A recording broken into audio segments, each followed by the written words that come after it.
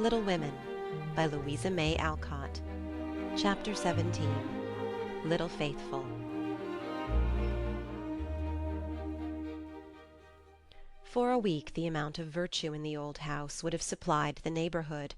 It was really amazing, for everyone seemed in a heavenly frame of mind, and self-denial was all the fashion.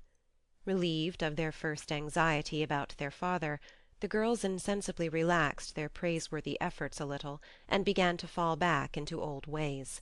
They did not forget their motto, but hoping and keeping busy seemed to grow easier, and after such tremendous exertions they felt that endeavour deserved a holiday, and gave it a good many.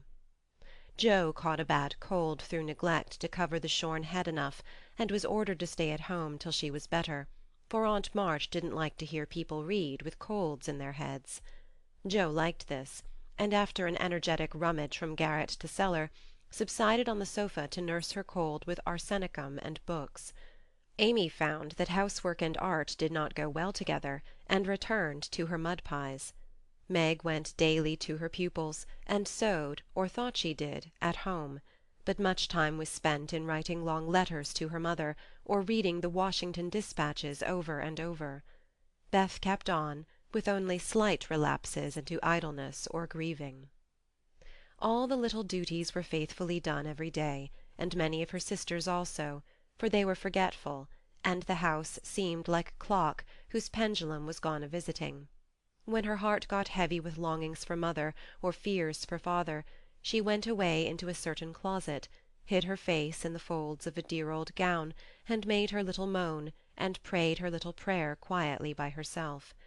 Nobody knew what cheered her up after a sober fit, but everyone felt how sweet and helpful Beth was, and fell into a way of going to her for comfort or advice in their small affairs. All were unconscious that this experience was a test of character, and when the first excitement was over, felt that they had done well and deserved praise. So they did, but their mistake was in ceasing to do well, and they learned this lesson through much anxiety and regret. Meg, I wish you'd go and see the Hummels. You know mother told us not to forget them, said Beth, 10 days after Mrs. March's departure. I'm too tired to go this afternoon, replied Meg, rocking comfortably as she sewed. Can't you, Jo? asked Beth. Too stormy for me with my cold. I thought it was almost well. It's well enough for me to go out with Laurie, but not well enough to go to the Hummels, said Jo, laughing, but looking a little ashamed of her inconsistency. Why don't you go yourself? asked Meg. I have been every day, but the baby is sick, and I don't know what to do for it. Mrs. Hummel goes away to work, and Lottchen takes care of it, but it gets sicker and sicker, and I think you or Hannah ought to go. Beth spoke earnestly, and Meg promised she would go tomorrow. Ask Hannah for some nice little mess, and take it round, Beth. The air will do you good, said Jo, adding apologetically, I'd go, but I want to finish my writing. My head aches, and I'm tired, so I thought maybe some of you would go, said Beth. Amy will be in presently, and she will run down for us, suggested Meg. So Beth lay down on the sofa, the others returned to their work, and the Hummels were forgotten. An hour passed. Amy did not come. Meg went to her room to try on a new dress. Jo was absorbed in her story, and Hannah was sound asleep before the kitchen fire, when Beth quietly put on her hood, filled her basket with odds and ends for the poor children, and went out into the chilly air with a heavy head and a grieved look in her patient eyes.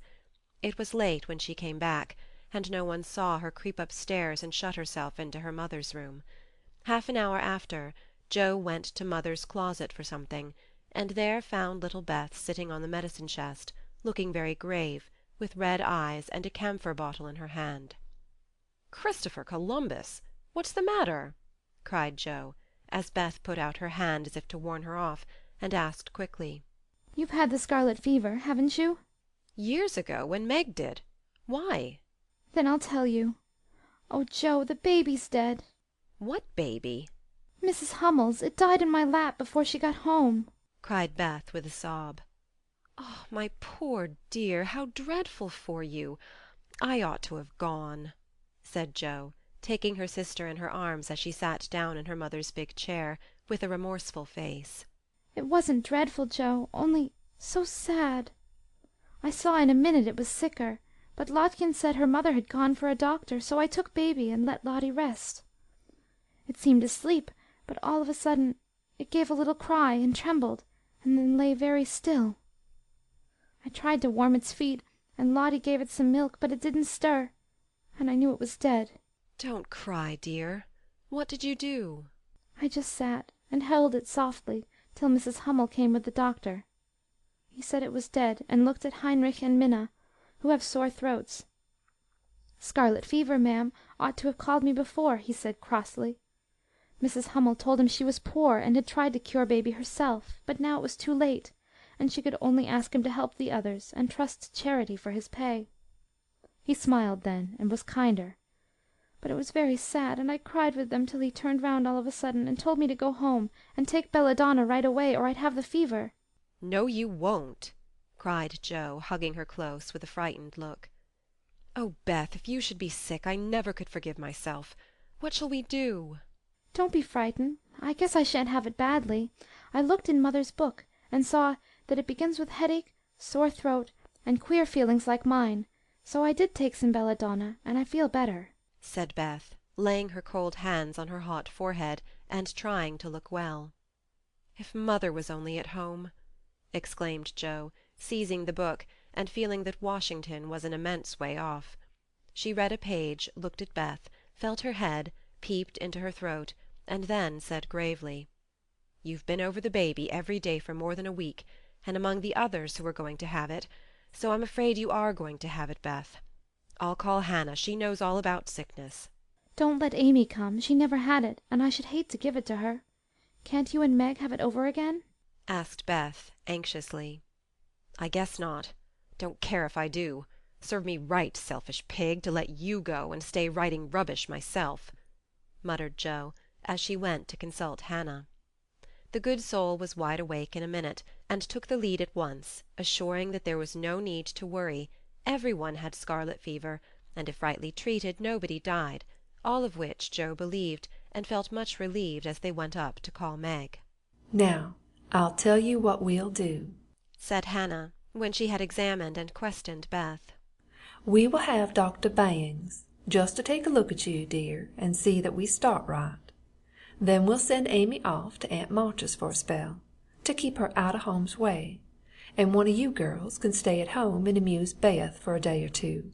I shall stay, of course. I'm oldest, began Meg, looking anxious and self-reproachful. I shall, because it's my fault she's sick. I told mother I'd do the errands, and I haven't, said Joe decidedly. "Which will you have, Beth?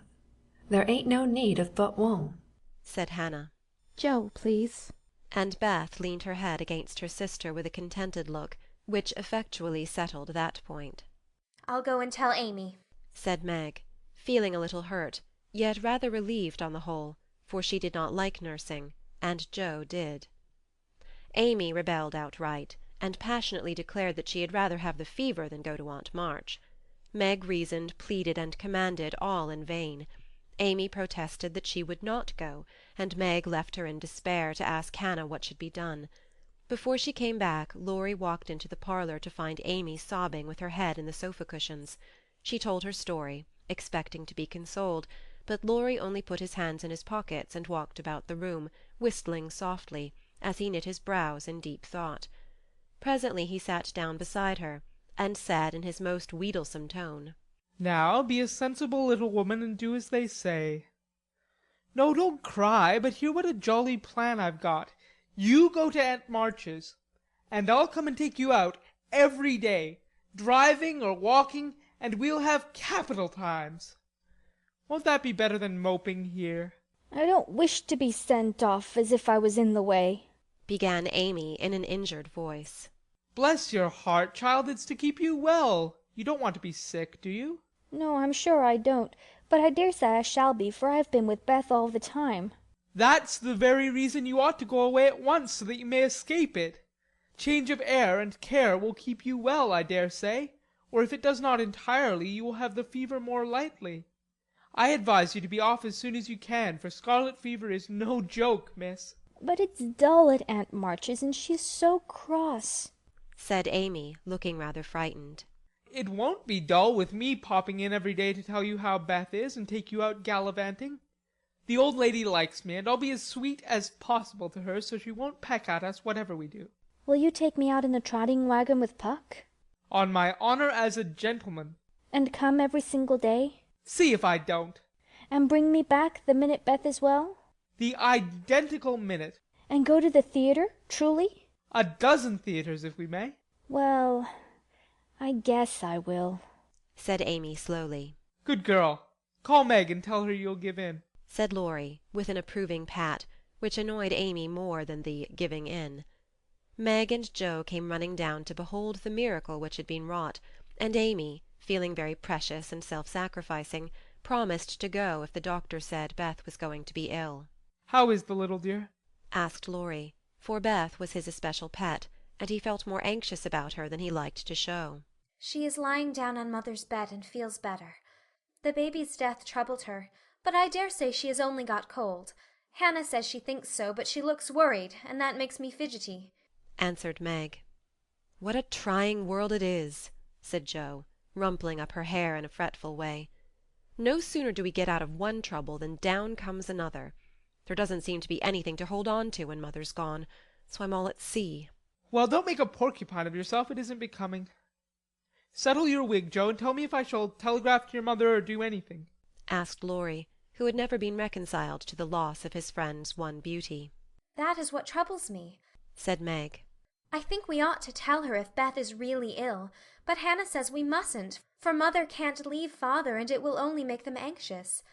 Beth won't be sick long, and Hannah knows just what to do, and Mother said we were to mind her, so I suppose we must, but it doesn't seem quite right to me. Well, I can't say. Suppose you ask Grandfather after the doctor has been. We will. Joe, go and get Dr. Bangs at once, commanded Meg. We can't decide anything till he has been. Stay where you are, Joe. I'm errand boy to this establishment, said Laurie, taking up his cap. I'm afraid you are busy, began Meg. No, I've done my lessons for the day. Do you study in vacation time? asked Joe. I follow the good example my neighbors set me, was Laurie's answer as he swung himself out of the room. I have great hopes for my boy, observed Joe, watching him fly over the fence with an approving smile. He does very well, for a boy, was Meg's somewhat ungracious answer, for the subject did not interest her. Dr. Bangs came, said Beth had symptoms of the fever, but he thought she would have it lightly, though he looked sober over the Hummel story. Amy was ordered off at once, and provided with something to ward off danger. She departed in great state, with Joe and Laurie as escort. Aunt March received them with her usual hospitality. "What do you want now?" she asked, looking sharply over her spectacles, while the parrot, sitting on the back of her chair, called out, "Go away. No boys allowed here." Laurie retired to the window, and Joe told her story. "No more than I expected. You're allowed to go poking about among poor folks. Amy can stay and make herself useful, if she isn't sick, which I've no doubts she will be. Looks like it now. Don't cry, child. It worries me to hear people sniff." Amy was on the point of crying, but Laurie slyly pulled the parrot's tail, which caused Polly to utter an astonished croak and call out, "Quack! Bless my boots!" in such a funny way that she laughed instead. "What do you hear from your mother?" asked the old lady gruffly. "Father is much better," replied Joe, trying to keep sober. "Oh, is he? Well, that won't last long, I fancy. March never had any stamina," was the cheerful reply. "Ah! Never say die. Take a pinch of snuff. Goodbye, goodbye," squalled Polly, dancing on her perch, and clawing at the old lady's cap as Laurie tweaked him in the rear. "Hold your tongue, you disrespectful old bird.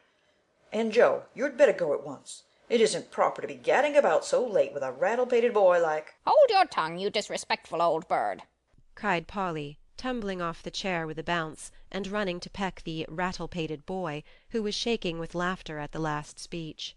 I don't think I can bear it, but I'll try, thought Amy, as she was left alone with Aunt March. "Get along, you fright!" screamed Polly, and at that rude speech Amy could not restrain a sniff. Chapter 17.